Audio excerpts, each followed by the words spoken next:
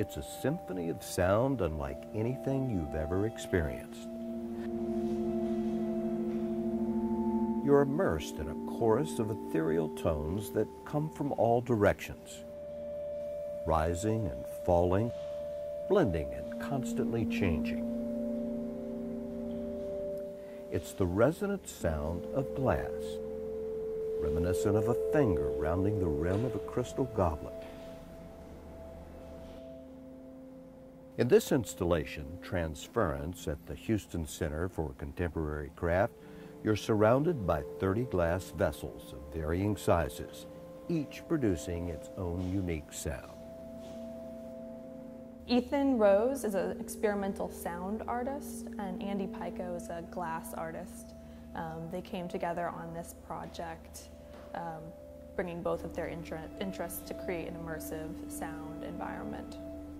Ethan created choral arrangements of these glass vessels on the walls, and they play for a specified amount or duration of time, but as far as which vessel plays when, it's completely random, so always creating a different experience when you're in the space.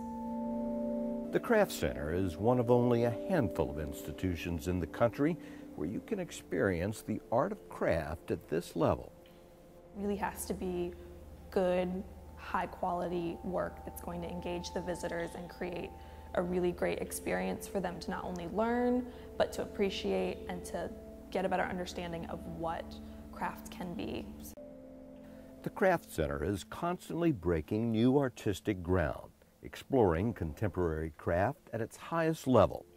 Its exhibits constantly push the boundaries between traditional materials and techniques and contemporary concepts. A good example is Bridge 11 by fiber artist Leah Cook. Using a digital version of the historic Jacquard loom, she's recreated photographic portraits using threads as pixels. Bridges 11, Leah Cook, reaches the goal of us presenting contemporary craft at its highest level.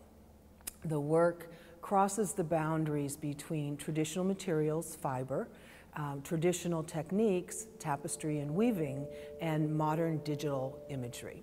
Contemporary craft is about the process, the techniques. They are rooted in generations of history. Historically, everyone in a village made something. Everyone was a craft artist, and the objects were functional, the things that they created. A broom was a broom because it had a job to do. When industrialization happened, artists sort of pushed back against that. Now everything was made by machine, but artists were still working in those traditional processes and materials. But they were able to go beyond function. It didn't have to be a broom anymore. It could be a shape. It could be about the form. It could be about the statement that it might make. Where they are going with commentary or socio-political statements is the contemporary piece of it. I'm interested in how a person like myself, who's a maker of things out of clay, how you sort of survive and grow and evolve in the digital age. John Zimmerman is an assistant professor of fine arts at the University of New Mexico. He took a 12-month leave of absence to become one of 6 artists-in-residence at the Houston Center for Contemporary Craft.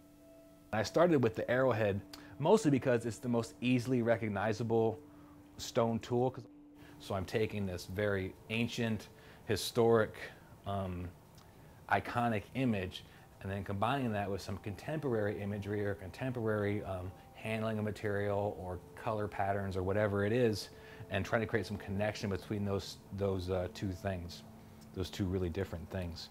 One of the things that makes the Center for Contemporary Craft here truly unique is our Artist-in-Residence program. It's living and working, breathing artists right here on site. So when the visitor comes in, they can talk with an artist who is working there right in front of them. But particularly for the Artist-in-Residence, it's an opportunity to get 20,000 people walk through your studio every year. That doesn't happen very often. Plus, there are the teaching opportunities that, they really build careers on that. They also build a resume as far as who collects them. In the art world, the Craft Center's Artist Residency program is highly sought after. And for those who are selected, it's a major career opportunity. Jewelry maker Leslie Shershow managed the metal shop at the Museum of Fine Arts in Boston before being selected as one of the Craft Center's artists. The residency is giving her the opportunity to totally focus on developing her craft. Before, I only had a couple days a week to actually work on my jewelry, and I felt really rushed. You know, jewelry is really time consuming, so it was really hard to even get anything done, because the moment that I started working, I felt like I had to pack up and go. So it's really great for me to actually have like a full day's work, making this sort of like a full-time job for a little while. Nathan Dube is a metalsmith whose work, like this presentation's set of matched spitball shooters, explores the relationship between childhood play and aggression and masculinity. Like all of the artists, Nathan's studio is open to the public. He sees the interaction with visitors as one of the most beneficial aspects of the residency. We get those unique conversations with people who haven't seen what we're doing before, so you get that unique perspective every time somebody walks in the door at how effectively you're communicating with your work, or things that you may not have thought of in your work that are there for someone else. I have to be able to teach people about this as a craft and an art form. Dr. Paula Heyman put her psychology practice on hold to accept a residency at the Craft Center and focus on wood turning. She believes the interaction with the public is helping her define and develop her new art career. So for me, it's really about how to explain what I do. That's been a great help in terms of solidifying how I think about my art, how I think about what I do, how I think about how I want to proceed in terms of expressing what I do. When the visitor comes in, they see world-class exhibitions like this. They can go into our retail gallery, and there you can actually touch work, feel the textures, feel the artist's hand that went into making those things. Going into the artist-in-residence studio certainly brings that full circle, because there someone will explain to you how these things came to be.